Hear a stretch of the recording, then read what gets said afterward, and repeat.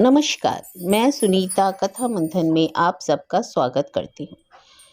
कथा मंथन में आज सुनिए वे बड़े हो गए उपन्यास का 11वां अध्याय। लेखिका आशा पूर्णा देवी।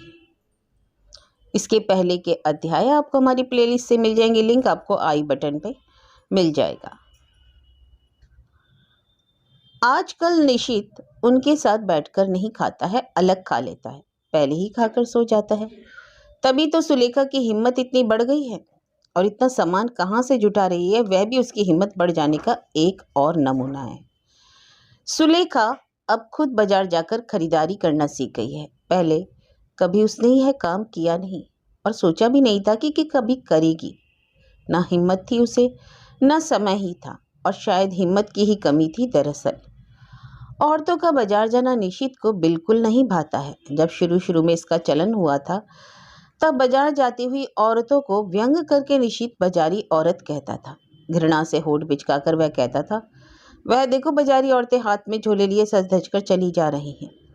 बात काटना सुलेखा की आदत नहीं है। उसके सारे प्रतिरोध मन के भीतर ही उठते हैं। फिर भी ऐसी बात सुनकर उसे चुप नहीं रहा जाता था। कहती थी, भगवान ने मुंह दिया है, दे तो दिया, क्या इस मुंह से किसी के लिए कुछ भी कहा जा सकता है? अरे जो बाजार जाती हैं वे हमारे ही जैसी गृहस्थ घर की बहू बेटियां तो हैं। क्या निशित को इस बात पर संकोच महसूस होता था? नहीं, निशित ऐसा आदमी ही नहीं था। वह कहता था, आजकल जो स्टेज पर चढ़कर नाचती हैं वे भी तुम्हारी तरह गृहस्थ घर की बहू बेटियां हैं, तो क्या मैं उन्हें शाबाशी देने लगूं? मन ही मन सुलेखा कहती थी, तुम्हारी शाबाशी पाने की आस में ही तो सब बैठी हैं, नहीं मिली तो मर जाएंगी सब। आंखों पर पट्टी बांधकर घूमते हो, इसलिए इतनी आसानी से ऐसी असभ्य बातें कह देते हो। खैर, ये सब पुरानी बातें हैं। अब तो यह काम पूरी तरह औरतों के ही जिम्मे आ गया है। अब ऐसी टिप्पणी नहीं की जा सकती है। फिर भी एक दिन सुलेखा ने ही एक दुस्साहसपूर्ण काम करके निशित की यह आदत छुड़ाई थी। निशित अभी अभी बाजार से आकर हजामत बनाने बैठा था। तभी सुलेखा ने हड़बड़ाकर उसे आवाज दी, सुनो जी, इधर खिड़की के पास जल्दी आओ तो। क्यों, क्या हुआ? अरे आओ तो सही। ऐसा लगा कि हाथ पकड़कर खींच लाएगी उसे खिड़की के पास। निशित के आते ही बोली, वह जो लड़की आ रही है, पहचानते हो उसे? निशित जरा मुश्किल में पड़ गया, बोला, बुली है ना? बुली निशित की ही भांजी है। हाल ही में उसके पति ने भाइयों से अलग होकर इसी मोहल्ले में फ्लैट लिया है। हंसी दबाकर सुलेखा बोली, हाँ, पहले ठीक से पहचान नहीं पा रही थी। देखो ना, इतनी तेज धूप में कैसी एक जरी किनारे वाली मद्रासी साड़ी पहन रखी है। निशित ने इस बात का दूसरा अर्थ निकाला। उसे लगा कि सुलेखा इसी बहाने उसे साड़ी के लिए ताने दे रही है, इसलिए वह निरुत्साहित होकर बोला, दूल्हे के पास ढेर सारे पैसे हैं इसलिए पहनी है। अरे सो तो ठीक है, श्रृंगार का शौक भी उसे बराबर से है। देखो ना कैसी गहरी लाल लिपस्टिक लगाई है और आंखों में काजल, वो भी कैसे खींच खींच कर लगाया है। और भी तंग आकर निशित बोला, यह सब तुम्ही लोगों को दिखाई देता, तुम ही देखो। निशित चला ही आ रहा था कि हंस हंसकर सुलेखा बोली, मैं तो बहुत देख चुकी, तुम ही देखो। और कहने की आवश्यकता नहीं की। बुली के हाथ में रंगीन प्लास्टिक की बास्केट थी, जो बाजार जा रही हर महिला के हाथ में होती है। निशित वापस अपने काम पर लग गया और बोला, तो इसे इतना शोरगुल करके दिखाने का क्या मतलब हुआ? मतलब समझा नहीं, ऐसी बात नहीं, मगर नहीं समझने का दिखावा किया उसने। सुलेखा मूर्ख ही सही, पर निशित की नस नस से परिचित थी। वह भी इस दिखावे को अनदेखा करके बोली, ओ माँ, मैं इतनी कोशिश करके तुम्हें खिड़की के पास क्यों ले गई, यह भी नहीं समझे तुम? पता है बुली कहाँ जा रही है? जा रही है बाजार। अतः कह देती हूँ, अब बाजार जाती हुई महिलाओं को देखकर उल्टी सीधी बात मत करना, असर अपने ऊपर ही होता है। निशित के अचानक बुझे हुए चेहरे को देखकर तब तक सुलेखा के होश उड़ने लगे थे, इसलिए बात की गंभीरता को कम करने के लिए हंसकर बोली, बलिहारी जाऊं, बुली के फैशन का भी क्या कहना। उसी फैशन के चलते जेठ से अलग हो गई होगी। सुबह सुबह लिपस्टिक उसी से हो सकता है। खैर, निशित ने और कुछ नहीं कहा। तब से ही उसके कुटिल वक्तव्य बंद हैं। अगर सुलेखा की हर बात में ऐसी बहादुरी दिखा पाती, अगर थोड़ी हिम्मत करते ही डर कर बात को हंसी में टाल ना देती, तब शायद सुलेखा को अपने लिए एक प्रतिष्ठा का आसन मिल जाता। अगर जो डर उसकी नस नस में समाया है, उसी के कारण प्रतिष्ठा का आसन उसे नहीं मिल पाया। अब उसे केवल उस दिन का इंतजार है वह दिन गौरव का होगा। वह दिन निडर होने का होगा, क्योंकि सुलेखा के बच्चे अब बड़े हो रहे हैं। यह बात भविष्य के गर्भ में अब छिपी नहीं। अभी वह यह वर्तमान की बात है, वे बड़े हो गए हैं। मगर सुलेखा सुलेखा कहाँ बड़ी हुई है? वह तो अब छोटी हो गई है। जो माँ बेटियों को संभाल नहीं सकती वह माँ कहलाने लायक नहीं है। यह बात तो दिन रात ही सुनाई जा रही है उसे। इसलिए वह सिकुड़ कर छोटी होती जा रही है और छोटे जो करते हैं वही कर रही है। निशित से नजर बचाकर बाजार जा रही है, नए नए पकवानों का सामान जुटाकर ला रही है। बुली के लिए तो यह सब बाएं हाथ का खेल है। उसके यहाँ तो यह सब रोज ही बनता है। उसकी बेटियों को तो यह भी अच्छा नहीं लगता है। सुलेखा यह सब देख सुनकर दुखी हो जाती है। सच ही है, कितनी चीजों से हमेशा वंचित रहे उसके बच्चे। मगर उन लोगों ने असंतोष दिखाया, व्यंग किए तो गलत तो नहीं किया। सुलेखा का नसीब ही ऐसा है। उनके लिए नहीं कुछ कर पाई वह, न खाने में न पहनने में। हालांकि ऐसी बात नहीं है कि वे बहुत गरीब हैं। इस घर में कर्ता की इच्छा से ही कर्म होता है। आज सुलेखा के दिल में हाय उठ रही है। उसकी सबसे शौकीन बेटी हमेशा के लिए घर छोड़कर चली जा रही है। सुना है सुलेखा कुछ देना चाहे भी तो वह नहीं लेगी, केवल और 2-4 शाम सुलेखा के हाथ का खाना खा लेगी। क्या उस मौके का सदुपयोग नहीं करेगी सुलेखा? अब तक की कमियों को पूरा करने की चेष्टा नहीं करेगी वह? मगर सब किया कराया तो बेकार ही जा रहा है। जमा पूंजी खर्च कर चुपके चुपके बुली के साथ बाजार के चक्कर लगाकर दिन भर मेहनत करके जो कुछ उनकी थाली में सजा देती है, उसे देखकर उनकी नाराजगी ही बढ़ती है। वह इस तरह वह दिन आ गया, वह भयंकर दिन। ईरा कह चुकी है 17 तारीख को नीरा चली जाएगी। उसी दिन उनकी रजिस्ट्री होने वाली है। सुलेखा ने एक अंतिम चेष्टा करने के लिए दीपक को पकड़ा। अरे मैं कब से सोच रही हूँ तुझसे एक बात करूं, दिखाई नहीं पड़ता है तू? दीपक हैरान होकर बोला, इसका मतलब मैं हूँ कहाँ? है तो तू घर में ही, मगर हमेशा काम में ही तो उलझा रहता है। वह तो तुम भी रहती हो। बोलो क्या कहना है? कह रही हो कि क्या नीरा सचमुच तुम लोगों के घर से हमेशा के लिए चली जाएगी? सुलेखा ने कसम खा रखी थी कि वह बिल्कुल नहीं डगमगाएगी, उन्हीं लोगों की तरह आवेगहीन स्वर में बात करेगी। फिर भी उसकी आवाज कांप गई। शायद दीपक को इसका एहसास हुआ। गंभीर भाव से हंसकर बोला, तुम्हारी बातें कैसी लगी बताऊं? सप्तकांड रामायण सुनकर पूछ रही हो कि सीताराम की कौन है? नीरा चली जाएगी या आज पता चला क्या? सुलेखा कठोर रहना चाहती थी, इसलिए दीवार की ओर देखकर बोली, ऐसी बात नहीं है। फिर भी सोच रही थी कि शायद तुम लोग कुछ करोगे। तू तो बड़ा भाई है, तेरी कोई जिम्मेदारी नहीं है? दीपक और भी गंभीर हो गया और उसी गंभीर स्वर में बोला, जरूरत महसूस होती तभी तो करता माँ। जरूरत महसूस नहीं हुई? क्यों हो? विवाह तो संपूर्ण रूप से उसका निजी मामला है, वह जो उचित समझेगी। शायद वह अपनी आवाज को कांपने नहीं देगी, इसलिए वह भर्रा गई। हालांकि दीपक उससे विचलित नहीं हुआ। मृदु गंभीर हंसी हंसकर बोला, केवल उसका ही क्यों, प्रत्येक व्यक्ति को अपना जीवन संवारने का अधिकार है। सुलेखा की समझ में नहीं आया कि दीपक के कथन का अंतर्निहित अर्थ क्या है। प्रत्येक शब्द पर इतना जोर डालने का अर्थ ही क्या है?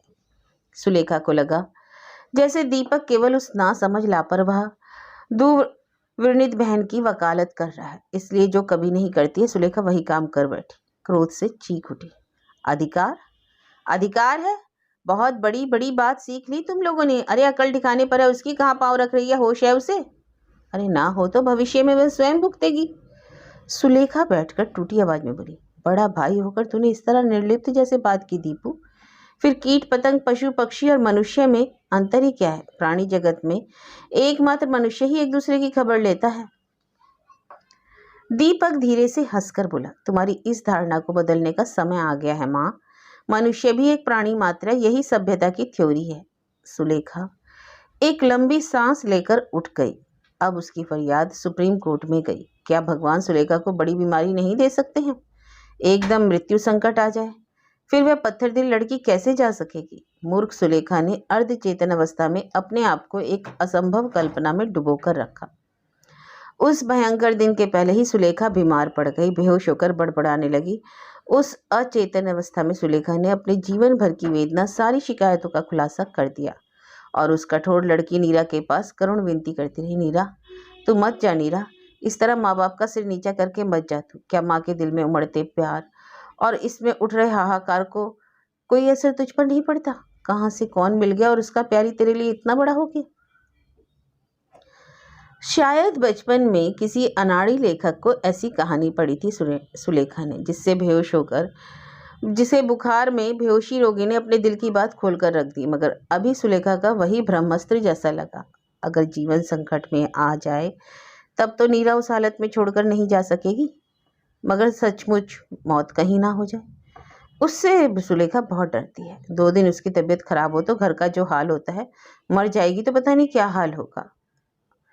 वह बीमार निश्चित बच पाएगा क्या? और उसका शर्मीला छोटा बेटा जो अपनी जरूरतों के बारे में किसी को रत्ती भर पता चलने नहीं देता है। सदा ही सुलेखा सतर्क नजर रखती है। उसके कपड़े जूते ठीक है या नहीं, बिस्तर ठीक है या नहीं, उसे भूख लगी है या नहीं। सुलेखा नहीं होगी तो कौन देखभाल करेगा उसकी? सुलेखा यह नहीं सोच पाती है कि जब वह नहीं रहेगी तो यह सब देख भी तो नहीं पाएगी। अपनी अनुपस्थिति में पूरी गृहस्थी के चेहरे की कल्पना कर आंखें भर आती हैं उसकी। अपने शोक में खुद ही रो लेती है वह।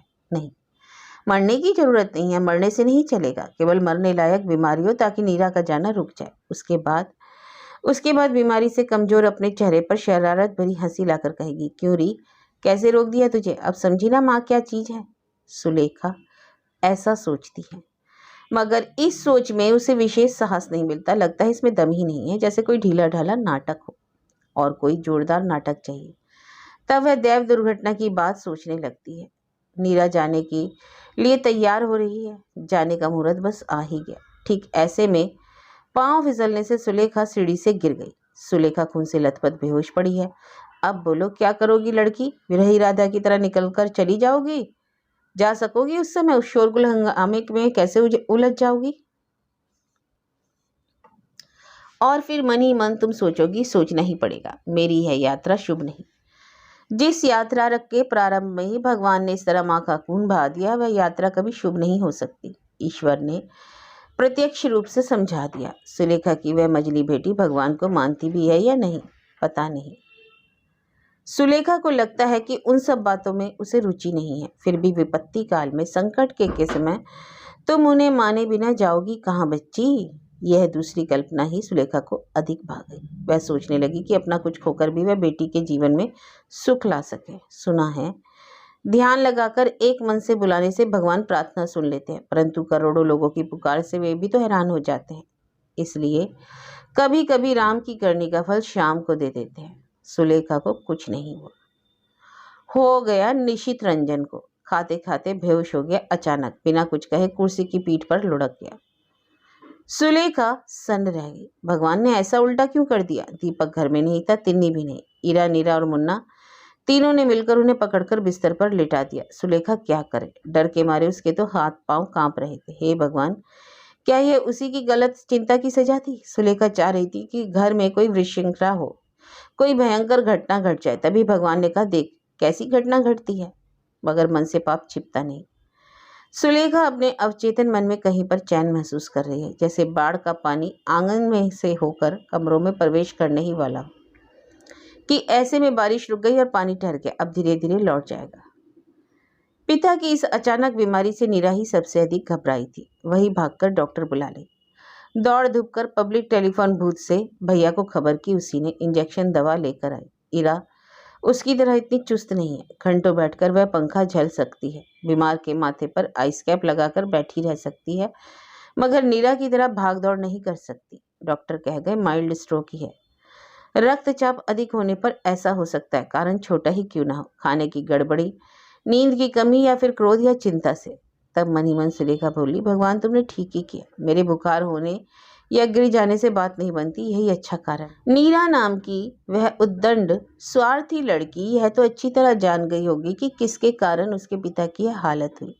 क्रोध और अपमान सहते सहते, दुख और दुश्चिंता की चोट खाते खाते अभिमानी निशित अंदर ही अंदर घुट रहा था और सहा नहीं गया। अपने अपराध का ऐसा प्रत्यक्ष प्रमाण पाकर अवश्य ही नीरा ठिठक जाएगी, रोक लेगी अपने आप को। सुलेखा नहीं समझ पाती है कि उसकी चिंता में कितना पाप है। वह प्रार्थना करते हुए कह रही है, और कई दिन इसी तरह बेहोश पड़ा रहे। दीपक डॉक्टर बन चुका है, उसे बीमारी की सही स्थिति का ज्ञान है। उसका चेहरा उदास और गंभीर है। सुलेखा जब भी व्याकुल होकर उससे कुछ पूछना चाहती है, वह हाथ के इशारे से रोक देता है। फिर भी एक बार उसने बेटे से पूछ लिया, इस हालत में कितने दिन और रहेंगे? दीपक गंभीर स्वर में बोला, कहा नहीं जा सकता, परंतु आशा है कि आजकल के भीतर ही। सुलेखा ने सोचा कि इस बार ईश्वर ने बचा ही लिया। जो आजकल परसों नरसों, बस ये 4 दिन। अचानक सुलेखा बोली, उनकी इस बीमारी से तो नीरा बहुत घबरा गई है ना। दीपक आंख उठाकर बोला, नीरा ही तो सबसे कम घबराई है माँ। जो कुछ करना था वही तो कर रही है, नर्स की तरह कुशल है वह। तब तो वह अपने बाबूजी को छोड़कर नहीं जा सकेगी, क्यों? दीपंकर अपनी माँ की उस निर्बोध आशा भरी सूरत की ओर देखकर गंभीर भाव से हंसकर बोला, इस तरह बच्चों जैसी अजीब बातें क्यों सोचती हो माँ? उसने रजिस्ट्री की नोटिस दे रखी है। सुलेखा बेटे की हंसी को निहारती रही, फिर सारी अजनबी चिंताओं पर एक पूर्ण विराम डालकर दूसरे कमरे में चली गई। चुपचाप देखती रही वह। ईश्वर के पास इतनी प्रार्थना के बावजूद निशित उस दिन होश में आ गया। डॉक्टर भरोसा देगा इस बार बच गए। सुलेखा ने देखा कि नीरा के अपने संकल्प से हटने का कोई लक्षण नहीं। जाने के दिन जैसे कॉलेज ही जा रही हो, ऐसी ही वेशभूषा में आकर नीरा इस कमरे में खड़ी हुई। साथ में तिन्नी थी। तिन्नी ऊंचे स्वर में बोली, माँ तुम्हारे भगवान का नसीब खुल गया। नीरा दी प्रणाम करने आई है। सुलेखा ने सहम कर देखा। नीरा उस छोटे से पूजा पाठ की चौखट पर माथा टेककर चली आई। अजीब सा हंसकर बोली, तुम लोगों से आशीर्वाद पाने की आशा तो नहीं रखती हूँ, इसलिए तुम्हारे उस ठाकुर से ही मांग लिया थोड़ा सा। तुम ही तो उन्हें पतित पावन कहती हो। फिर आगे आकर माँ के पैरों पर भी सिर झुकाया उसने। मगर सुलेखा बेटी से लिपटकर यह तो नहीं कह सकी, नीरा हमारा आशीर्वाद क्या, तेरे गुण दोष की अपेक्षा रखेगा? वह तो सदा ही तेरे साथ रहेगा। मूर्ख की तरह आंखें फाड़ फाड़ कर सुलेखा बेटी की ओर देखती रही। उसकी आंखों से एक बूंद भी आंसू नहीं निकला। उसकी आंखों के नीचे पल रहा वह अथाह सागर कहाँ खो गया? तिन्नी फिर चिल्लाकर बोली, ए नीरा दी, ऐसे अछूत कन्या की तरह दूर दूर से क्यों? आशीर्वाद ना मिले ना सही, पैरों की धूल ही ले जा भरकर, भावी जीवन का सहारा बनेगी। नीरा केवल इतना ही बोली, अछूत कन्या? अछूत कन्या जैसा ही तो बर्ताव करेगी। सुलेखा की आंखों से में आंसू नहीं थे, केवल होंठ कांप रहे थे। उसने कहा, बाबूजी को प्रणाम कर दीजिए। उसी तरह हंसकर नीरा ने पिता के कमरे की ओर मुड़कर दोनों हाथ जोड़ दिए और बहुत ही सहज भाव से बोली, तुम ही तो कहती हो सोए हुए व्यक्ति को प्रणाम नहीं किया जाता, तो क्या मुलाकात भी नहीं करेगी? टूटी फूटी आवाज में सुलेखा ने पूछा। नीरा की आवाज में कोई कमजोरी नहीं थी। उसने कहा, डॉक्टर ने कहा है कि उनका उत्तेजित होना ठीक नहीं। इसका अर्थ है नीरा अपने पिता से प्यार करती है, उनके स्वास्थ्य का भला बुरा सोचती है। दरवाजे को पकड़कर सुलेखा खड़ी देखती रही। सीढ़ी से नीचे उतर गई। तिन्नी भी गई साथ साथ। वह भी बाहर जाने के लिए सज धज कर आई थी। नीरा चली गई।